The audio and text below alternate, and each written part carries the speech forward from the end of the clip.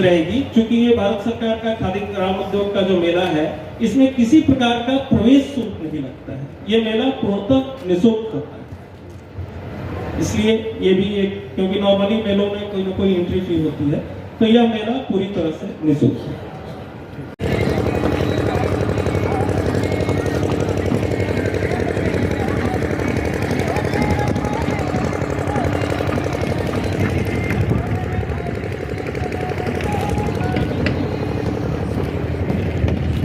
नहीं, celebrity type के उस तरह के विशेष चेहरा नहीं रहेंगे। अपने हिसाब से उद्घाटन सत्र में जो स्थानीय सांसद, विधायक, मेयर जो होते हैं, उनको हमने उद्घाटन के दिन के लिए आमंत्रित किया है। उनकी सहमति भी आई है, पार्लियामेंट भी शायद चल रहा है, लेकिन फिर भी उन्होंने कहा है कि हम इसमें रहेंगे। और माननीय मंत्री जी को भी हमने आग्रह किया है, लेकिन अभी तक कोई वहां से कंफर्मेशन नहीं है, इसलिए हमने उस नाम को आपके सामने नहीं रखा है। कोई ऐसा स्टॉल भी रहेगा सर जिसमें कि स्मॉल इंडस्ट्री से जुड़ने वाले लोग कोई क्वेरी करना चाहें? हाँ, बहुत अच्छा आपने कहा। जो ये प्रधानमंत्री सृजन रोजगार सृजन कार्यक्रम है, इसके बारे में हम स्कूल, कॉलेज या जिलों में जाते हैं तो हमारे अपने लोगों को जानकारी नहीं रहती है कि सालों भर चलने वाली कोई ऐसी योजना है जिसमें हम सब्सिडी ग्रामीण क्षेत्र और शहर क्षेत्र के लिए देते हैं। तो यहाँ एक विशेष काउंटर रहेगा कि पीएमईजीपी के बारे में, या एनजीओ तो बहुत बनाते हैं लेकिन खादी संस्था नहीं बनाते हैं। आपकी जानकारी के लिए, बगल का बंगाल राज्य है, बंगाल में 450 खादी संस्था है, जबकि अपने यहाँ 24-25 खादी संस्था है। उड़ीसा में भी 80 से ऊपर खादी संस्था है। बिहार में भी खादी संस्थाएं, थोड़ी पुरानी खादी संस्थाएं कम हो गई थी, उन्होंने काम करना छोड़ दिया था, तो पिछले वर्ष वहां लगभग 35 नई खादी संस्थाएं आई है। तो खादी संस्था अगर बनाते हैं तो उसमें हम लगातार उनके प्रोडक्शन पे 30% का इंसेंटिव देते हैं, उनके दुकान रेनोवेशन में हम उनको सपोर्ट करते हैं, उनके आर्टिजन को ट्रेनिंग में सपोर्ट करते हैं। तो हम ज्यादा से ज्यादा खादी संस्था बने, पीएमईजीपी के बारे में जानकारी हो, इन सब के बारे में भी यहाँ हम स्टॉल लगाएंगे और उसकी सूचना देंगे, उसके पर्चे भी वितरित करेंगे। यहाँ आने के बाद आपको लगा ही होगा कि जिस पर्पज से किया गया है वो है खादी ग्रामोद्योग आयोग। जैसा कि इस आयोग के 2 पार्ट हैं, एक खादी और एक ग्रामोद्योग।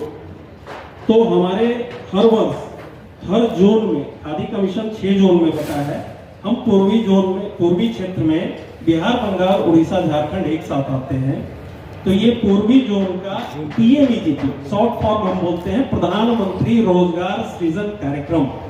इस प्रधानमंत्री रोजगार सृजन कार्यक्रम के तहत जो इकाइयां लगती है, चाहे हैंडीक्राफ्ट का हो, कॉस्मेटिक्स का हो, या डेकोरेटिव आइटम्स का हो, फूड प्रोडक्ट का हो, फूड प्रोसेसिंग का हो, किसी भी प्रकार का, उसके लिमिट्स हैं कि उसमें 50 लाख तक का सेंक्शन होता है, मैन्युफैक्चरिंग में 20 तक का सेंक्शन होता है, सर्विस सेक्टर में, और उसमें 35% ग्रामीण क्षेत्रों में और 25% शहरी क्षेत्रों में ये सब्सिडी है। तो उसी के जो पीएमईजीपी यूनिट्स हैं, उनके जो उत्पाद होते हैं, उन उत्पादों का और उसके साथ साथ जो खादी के हमारे उत्पाद हैं, खादी के जो हमारे वस्त्र हैं, तसर के जो हमारे वस्त्र हैं, उनका यह प्रदर्शनी सह विक्रय मेला प्रारंभ होने वाला है, जिसके बारे में एक विस्तृत नोट भी आपको दिया है। मैं इसमें एक छोटा सा आंकड़ा भी आपको बता देता हूं कि पिछले वर्ष हम लोगों का पीएमईजीपी में इस झारखंड के अंतर्गत 2075 यूनिट लगाने का टारगेट था, जिसमें हम 1708 यूनिट यहाँ के विभिन्न जिलों में कर पाए थे। इस वर्ष का हमारा टारगेट 2120 यूनिट का है, जिसमें अब तक 2403 यूनिट बैंक से और केवीआईसी, केवीआईबी और डीआईसी के द्वारा सैंक्शन हो चुके हैं। 883 को फंड डिस्पर्स भी हो गया है यूनिट को। यानी इस दृष्टि से लगता है कि इस साल मार्च होते होते जो हमारा टारगेट है उसको हम अचीव करेंगे, आगे जाएंगे। तो ऐसे जो पीएमईजीपी के यूनिट्स हैं अपने झारखंड स्टेट के, और उसके साथ साथ देश के अन्य क्षेत्रों से भी 50% के लगभग झारखंड के रहेंगे और 50% देश के अन्य क्षेत्रों में जो पीएमईजीपी के अच्छे उत्पाद हैं उनको इस मेले में हम स्थान देंगे।